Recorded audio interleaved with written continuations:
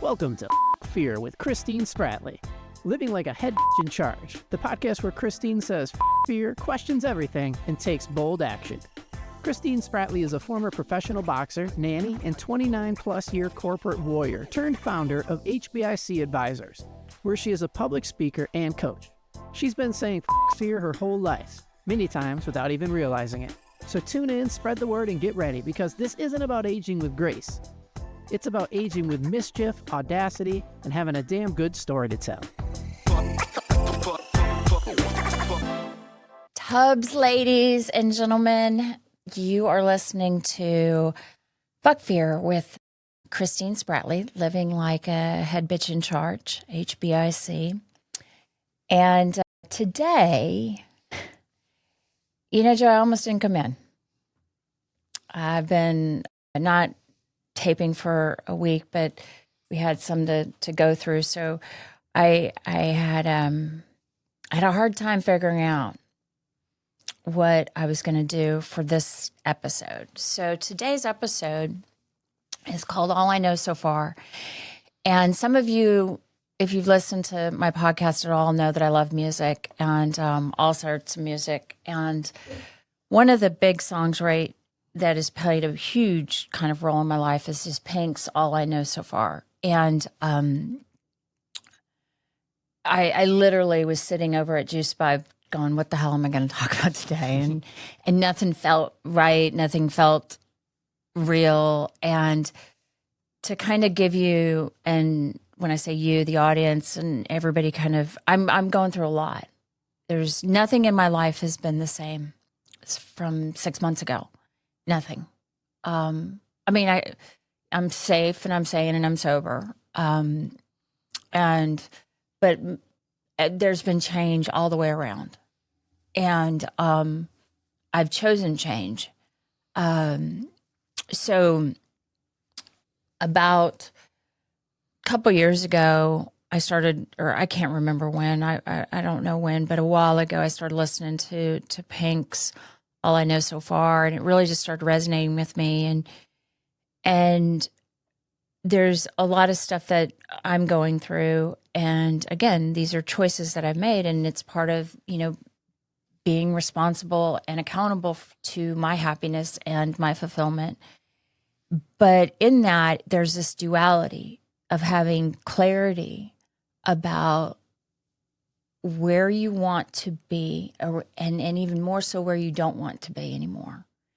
And then coming into and trying to figure out what that means as you go into where you want to be and what that looks like and how that looks like. And so you're leaving a lot of things behind that don't, I hate that term, don't serve you anymore, but just don't fit. And you're not sure what does fit. And there's a lot of scariness out there. There's a lot of uncertainty. But then there's this clarity about, no, this is where I'm supposed to be going. And so you're heading down this road. And I think I've talked about it before when I talked about starting the marathon. You have the destination, okay? But you don't know how long it's going to take to get there, and you don't exactly know where it's at. It's like, okay, it's somewhere, it's going to be over here. And so when you open yourself up to all of that, there's, I call it sometimes like standing in the hallway. You're not in the room and you're not outside, but you're in this hallway. And I don't even know if there's a room to go into anymore. So today's episode is kind of, I'm going to go through some things that are going on with May. And the one thing that really stands out and is there's this line in there that it says, I wish someone would have told me that this life is ours to choose. And that's what I really mean about going after your fulfillment and going after what makes you happy and treating yourself with the love and the care that you treat others with and demanding that for yourself. And this is my choice. All of this has been a choice of mine.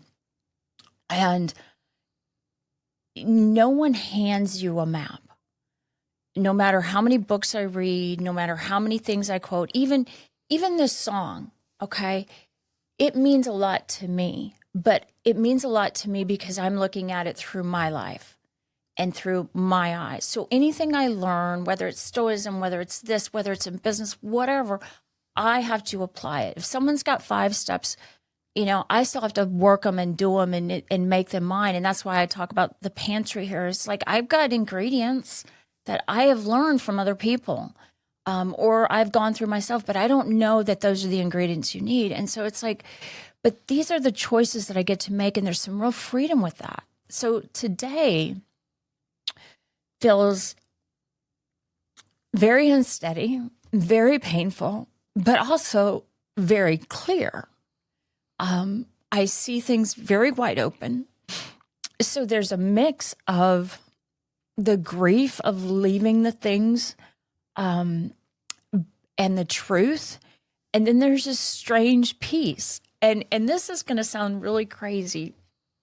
But I wouldn't choose any other path right now. Yeah, I've made some mistakes and I've made some decisions, I could have done this or I could have done that differently or whatever, but I wouldn't choose anything, even though it's the hardest thing that I've ever been through in my life. It's also the most rewarding thing. And I'm not even through it, and it's rewarding. Left a career of 29 years, and it wasn't all at one place. But it was in the same industry. I found out my birth mother, and I found out I had a brother. I left a marriage, a relationship of 17 years. I left my house. I left all of those things. I started speaking, and not behind a brand or anything else. I just started speaking behind me, which is very different. I never played in social media. I spent many years being off the grid. And so this is again, very different, very new. And then found out my birth father is Black and I'm biracial. And, and then I started a podcast. When I say everything is different, it's all different. And again, these are my choices. And so like an example of some of this stuff, I'm not talking just about leaving my relationship or things like that, but like getting to know my little brother and the joy of that. But then also we talked the other day, the pain that we both kind of feel not having have had a sibling relationship. Because his name is Scott, and when Scott and I talk, we are so much alike. I mean, our sense of humor, our sarcasm. I mean, there's a lot of things that we're not alike. But there are just some things where we just throw down on. And it's like we had this conversation the other night about, not what woulda, coulda, shoulda, but just how we miss that. And our paths are very similar in the sense that we didn't really have close sibling relationships with anybody else. And now we have this. And it's kind of like you don't know that you want something until you have it and you go, "Oh, I like this." So there's that beauty that's happening right now. And I've even talked to him. I said, if I would have known a couple of years ago, I'm not sure I would be the same person today that I am a couple of years ago. I was very different. I wasn't as open. I wasn't as honest. And so again, it's this thing of I'm making these choices to get involved in things and then leave other things behind. And so there is this grief and this truth and this peace and this joy that's happening all at once. I want one feeling at a time. Please, just one feeling at a time. And maybe I can do 5 feelings in a minute, but just one of those motherfuckers at a time. And that's not how life happens to me. And what's really great, though, is that I know that I call it's like catching waves. You swim out, and because you got to paddle out to catch the wave, and then you ride it. And some days it's the most epic thing, and you're whatever. And I don't surf, but I've watched. they go through the tunnel and it's awesome. And then other times they crash. I mean, it's broken board, and there's sharks out, like all of this stuff. But then it gets done, and then you get reset, and then you paddle back out. And so it's like, okay, all right, here, this is the wave, this is the emotion, whatever. And that's what's really strange, is to have all of this happening at once. And what I am really proud of is that I'm not fighting it. I'm not trying to stuff it in a box. I'm not trying to go, this is what I feel. I just am. I sat over there at Juice Vibe and just cried. I cry now in public, and I take off my shades and I do it. And I don't do it for other people. I do it for me. And I'm okay when I cry. I remember getting ready to fly back from Arizona in October. I was out there at a speaking gig, and I flew back, and I got on the plane and I cried. And I took off my shades and I just sat there and I cried. And no one needed to reach over or anything. I was okay, but I just was sad. But there's also this really strange part of these choices that I've made that I'm feeling about that behind, but I'm also becoming. But I don't know what I'm becoming, because it's almost like you get to go, I'm becoming a big sister. I'm becoming single. I'm biracial. What the fuck does that mean? I grew up in a little town in outside Dunlap, Iowa, and on a farm in a, I don't even remember knowing anybody of color growing up, let alone having any identity to that. And yeah, when I moved to San Antonio, or to Dallas, and then down to Austin, I saw people that had, that looked dark like me, and I'm light, but I grew up, my adopted family is extremely light skinned. They're Irish, dark hair, freckles. I've got I've got my mom was Irish and French. So I've got her freckles. She had red hair, blue eyes, fair skinned. I have freckles. I have a little bit of red in my hair. I've got dark skin. So what does that mean? How do I even find out about that? And so I'm becoming, and while that's freeing, it's also like, well, what does this mean? And how much of the old stuff do I take with me? And how much of the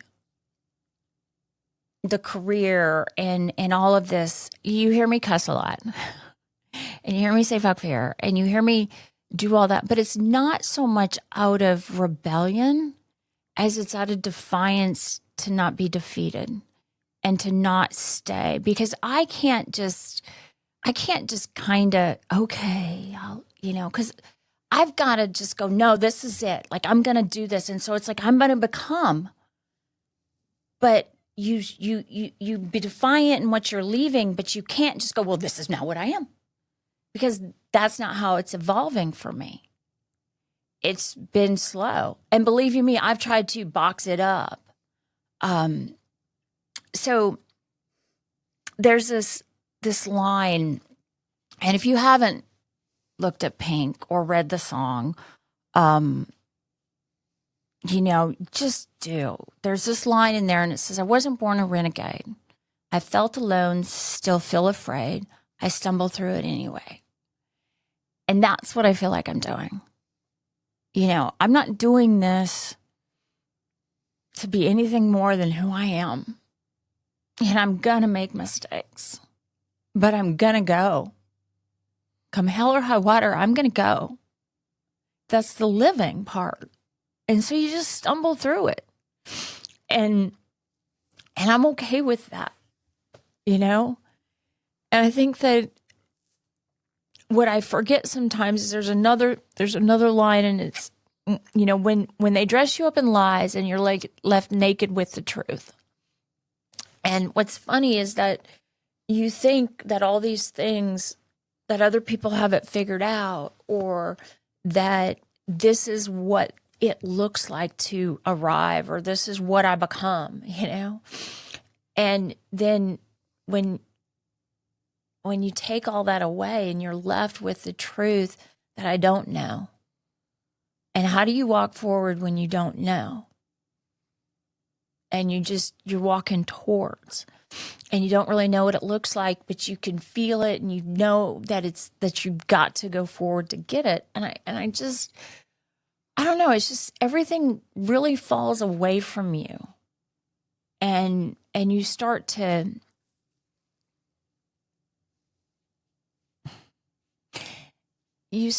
just be really okay with being naked,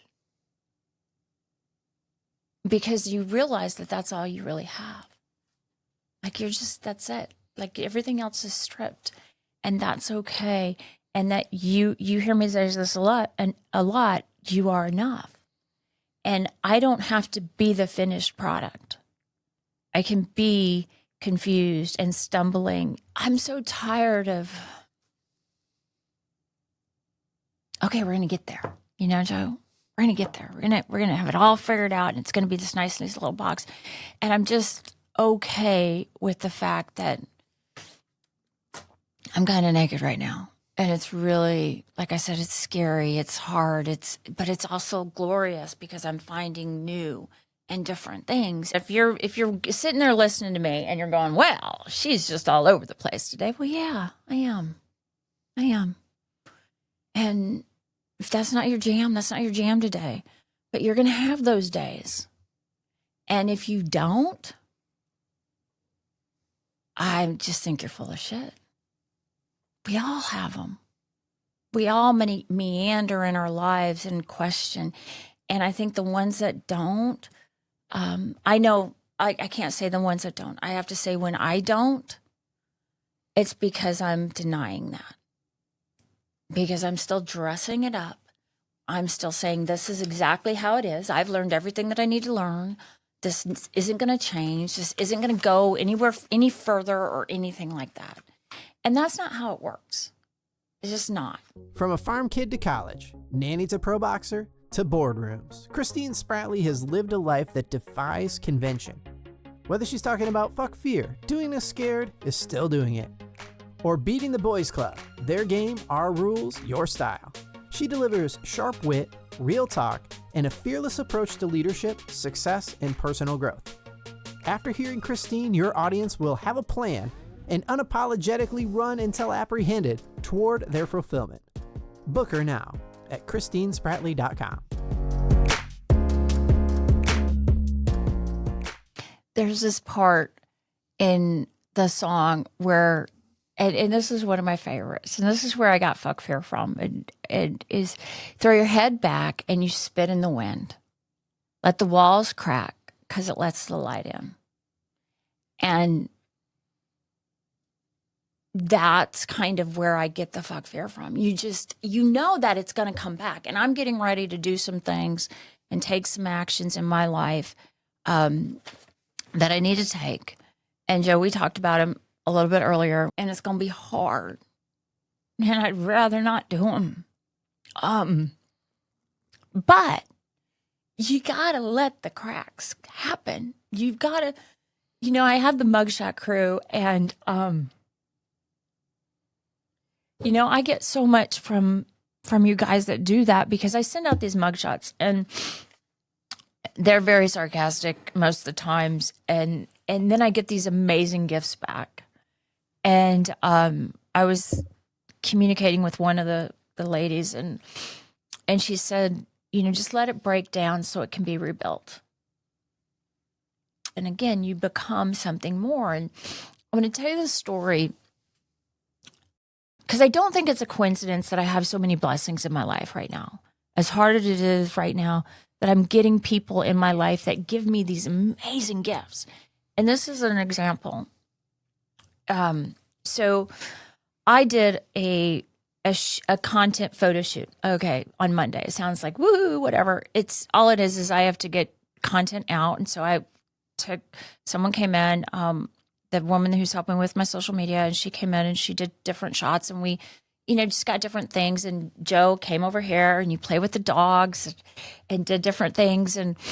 But before that, I'd lost a ton of weight. And so I didn't have, and when I left the house, I didn't take any clothes, a whole lot of clothes. And the ones that I did have left, it didn't fit me because I lost 63 pounds. Now it was over time. It wasn't like in the last 6 months. But I was shopping and couldn't find anything. And again, what am I now? I don't go to corporate. I don't need that. What is this? And I don't have a whole lot of money like I used to have. And because it's all going, into the business or whatever. So I'm like, and I'm having this headspace, And first, and some backdrop on that is I don't like shopping. I like spending money, but I don't like shopping. It's not ever been a really pleasant experience for me, even though I do it very well. So I'm over at North Hills, and there's this place Vivace, and I didn't want to walk by it because there may have been some people there that I knew or didn't know, and that my husband knew or didn't know, and it was in a really weird headspace for all of a sudden, and so I walked around the parking lot, okay, and then I'm like, I don't even need to go there. I shouldn't even be spending money, and I walked around the parking lot and came in, and I'd never been in this store. It's called Marta, and I walk in, and I told her what I was looking for, and she said, here. And her name was Marta. She was the owner, and she said, I know exactly what you want. She has this Eastern European accent, and she's like 5'4", maybe. I don't know. She's my height, and she just, and then so I go in the dressing room, I try it on, and then she brings this dress in, and I look at it, and I'm like, this is really pretty. But I'm like, I told her I don't wear prints. And it was the blue dress. And again, the blessings in our life. She just looks at me, she says, you just need to try it on. And I don't know if any of you have ever been told what to do by an Eastern European woman, but it's very great. And I was like, immediately you just know what to do, when to do it, how to do it. And so I come out and I have my socks on. And she tells me, she goes, go take your socks off. What are you doing? You know better than that. And, go take your socks off. You know better than that. And immediately I knew that I loved her right then. Because I was like, you do. You don't try clothes on with socks on. Like, you just don't if you want to, And, I mean, you can. I do it all the time. But she was like not having it. So she says, here, put these shoes on. And I'm telling myself, I'm like, this is, And I looked in the mirror and I started crying. And she was like, she noticed and she's like, what's going on? How are you? What's going on? And I kind of told her what was going on, just in general. And I said, I'm crying because I've always told myself I don't wear clothes like this. I don't wear prints. I don't wear clothes like this. And I really love it. And I look really good. And I feel really good. And I really love it. And I guess I do. I guess I do now. And that's what this is kind of like when you throw your head back and you spit in the wind and you let the light in. The light sometimes blinds you, and you're just like, whoa, and you don't know what to do, and it feels really great. But then, and so I feel like I'm being put back together or created. I don't know what I am, but it's like all of this stuff is starting to come out, and it's okay. And then she shared her story with me. And I'll have her on as a guest, and I can't share it with you, but it's a pretty impactful story. It's a pretty amazing, powerful story. And about her rebuilding and her letting the light in and her having to literally start from nothing and build herself up, not just a business, but herself. And we talked about that and about how that's the amazing part is, when you're a kid, you just want to try all the flavors and you're just like, and you're not worried. And I think we get so much, or I get so out of the habit of adding to my life or planting the flowers or being, what do I like today or who am I today? And I just rely on who I was or the narrative from my job or my relationship with the kids or what society tells me these things are, that right now I get to go, what does that all mean?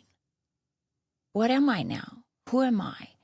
And, down to it, the dress had pockets. Oh, it had the structure of like a Carolina Herrera dress, but the feel of a Sophia Loren dress, but it wasn't fooey or, it was just the right of everything.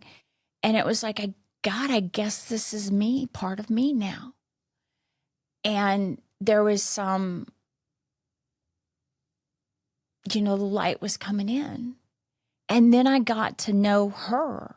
And so we've started to communicate and we've started to talk about other women and she does these amazing things. I'm going to have her on as a guest. But again, that's what the beauty of this is that, and the duality of what's going on is that there's so many things that are happening in my life that are hard and painful and grief. But then there's all this joy and this love and this warmth and this laughter that I get to have.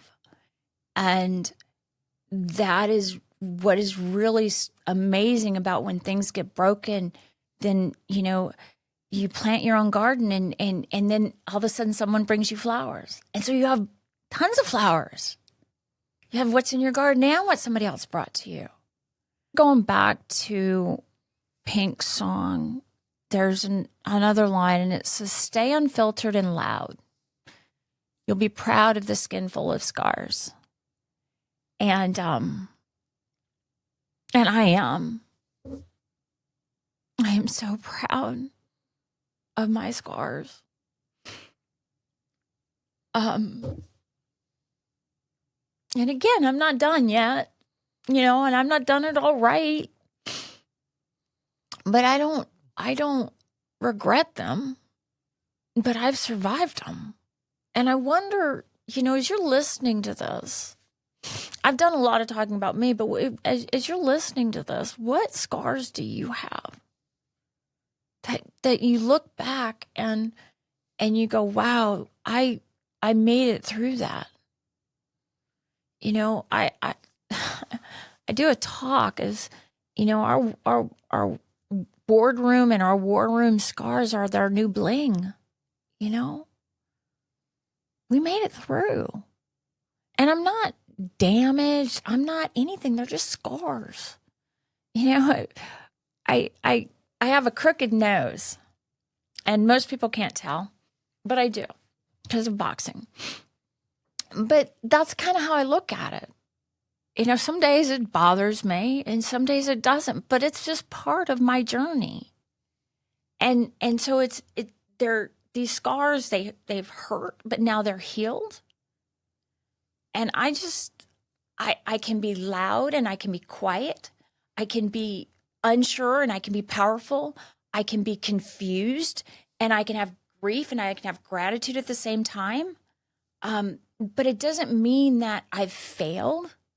It means I've survived. I'm just not going to regret or anything because this is just who I am. And I was talking with the friend that introduced my husband and I said, we don't get this conversation. It was like we talked for like an hour, like a couple hours. And it was like 12:30, which is way past my bedtime. And I said, we don't get to have this conversation with this much meaning. And we both shared a lot, just about us. And we don't get that connection if I don't have those scars, if I don't go through those things. See, that's the thing, is if wherever you're sitting at today and whatever I enjoy today, I don't get the same exact thing unless I've been through the same exact thing. There's no guarantee that I can. And I don't think that I would, because I know me. And if there was an easier, softer way, a lot of times I would have taken it, and I wouldn't know. I wouldn't know what it like. It's like they say, you don't know how good water tastes until you're thirsty. And I think sometimes that's true. Now, granted, I can taste water when I'm not thirsty, but man, there's those days where I remember at the boxing gym, we'd get done and I would literally freeze my water bottle, and then we'd get done. We worked in this like garage kind of gym where they literally rolled up the thing. We'd get done and that water would taste so good. And I'm not saying that everything has to be hard for you to treasure it, but I'm saying I can't get all of what I have today necessarily without going through it. And so I've gone through it, and I'm in the hallway still. I'm still going through it. So there is this strange duality. Just because I'm in pain does not mean that I'm weak, or just because I'm in grief does not mean that I don't have gratitude. Just because I'm angry does not mean that I don't have joy and peace. And I'm learning that it not only can all coexist, but sometimes it all has to. I think I was telling her last night, I said, I can deal with these emotions, just not like all of them all at once. Then there's this amazing thing that happens when they all happen at once. And I go out and I ride it and I crash, or I smooth sailing and then I paddle back out.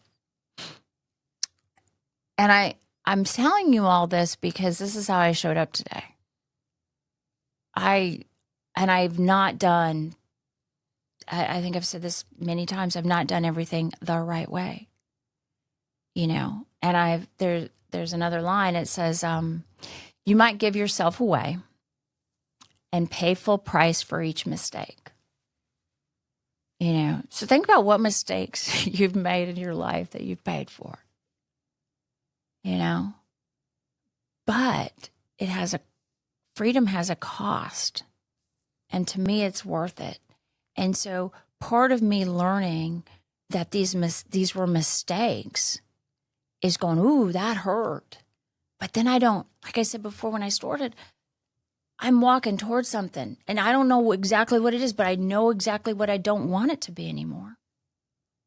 I don't know, it's not all fully developed. And part of knowing what I don't want is because I've made the mistakes, and I'm going to make a lot more. I am too much of a smartass. I'm too much of a sarcastic person. I'm too much of a, I get too pompous too quick that I'm just not gonna. I mean, I'm gonna make mistakes, but I'm walking. As long as I keep walking, as long as I keep, again, having people in my life that go, hey kiddo, what's going on here? And friends that call me and spend hours on the phone with me telling me about their journeys.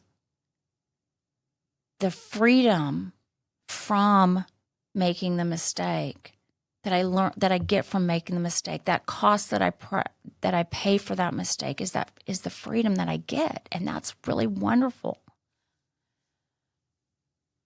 So I don't worry nearly as much about doing it right as I worry. And I don't worry, but I try to think about why I'm doing it, how I'm doing it, but I don't worry about getting it right.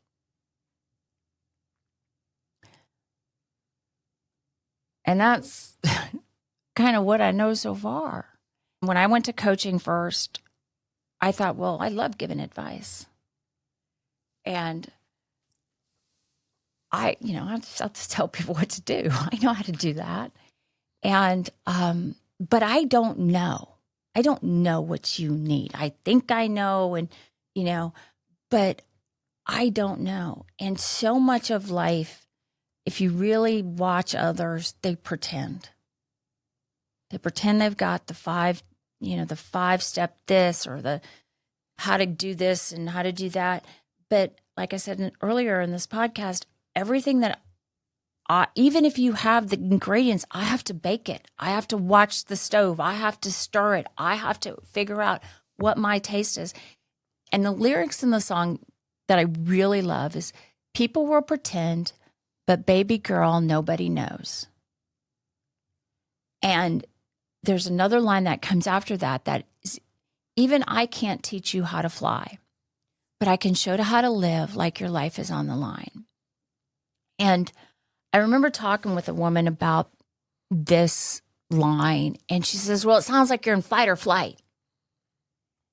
And, that's not a way to live. And I'm like, no, but what if I did live like my life was on the line? Like it was that important. Like I was that precious.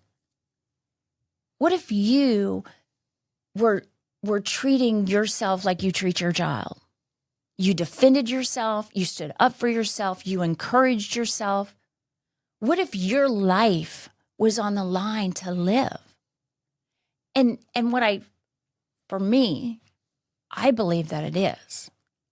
Because when I'm not living, and I'm not going, and I'm not giving, and I'm not feeling, and I'm not protecting myself in the sense of all the love and the stuff that I give myself, that I give to others instead, when I'm not doing it for me and living like that, then my life is, it's there.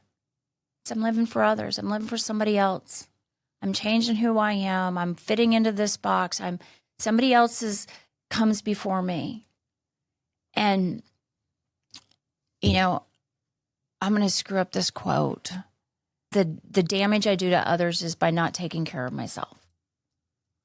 And by not, taking care of me is how I damage others, is because I'm not giving wholeheartedly, because I'm not taking care of myself. And so I'm running on a deficient mode. And so, but I know how to spit in the wind. I know how to go out and go, yeah, let's go. And I don't know what that looks like for you, but I know how to, like, come on. It's like I say that when I say that, and you probably are listening to this, what I do when I say that is like when you grab your buddy and you put your arm in there, you're like, come on, let's go. Like, I will throw down with you on that. I will help you. I will figure it out. Like, let's go. But I need to do that for me. I need to have my own back. I need to go and say, no, Christine, come on, let's go. And no one really knows. That's the beauty of us individually living our own lives. And that's the gift of, for me anyway, my life. That's the whole purpose of me being here. And so when I judge other people's my insides by other people's outsides, or I say, when I get this job, or, I have this security, or when I get to be speaking at this level, or I have this many views, or, like all of that, then all of this other stuff will fit. And it's like, no, it fits now. I live now, and that's what's good. And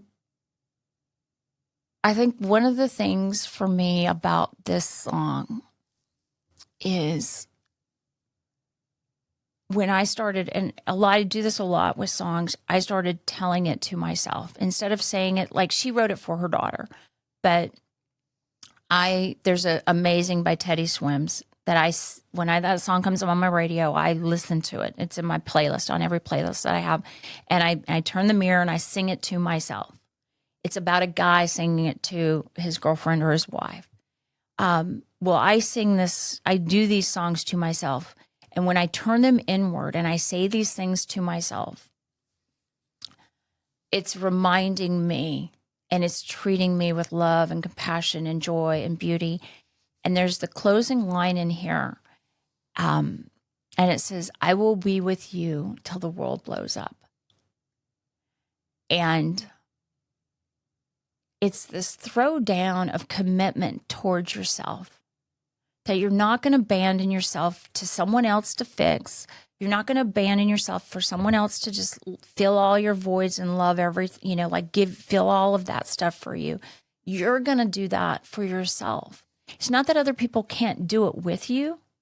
It's not that other people aren't invited in that journey, because you've heard me talk about my amazing friends in my life that just give so much. But it's like, I will be with you. Like, I will stand beside Christine when I'm in the hallway, when I'm making mistakes, when I'm crying at Juice Vibe. And I will be there until it's all over. And that, to me, is what I mean by living like a head bitch in charge.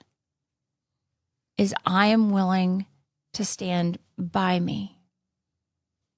Mistakes, joys, grief, love, laughter, all of it.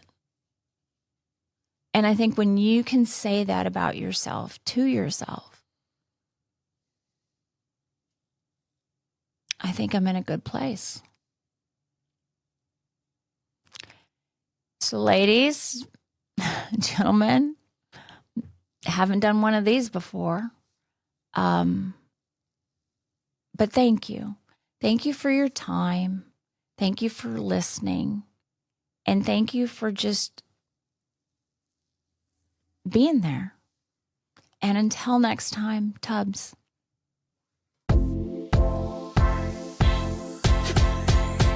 Thanks for tuning in to Fear with Christine Spratley. Living like a head in charge. Don't forget to subscribe, leave a review, tell her what topics you want to hear, and share this episode with someone who could use a pantry full of boldness in their life. Remember, life isn't about aging with grace. It's about aging with mischief, audacity, and having a damn good story to tell. So show up, take action, and keep saying fear.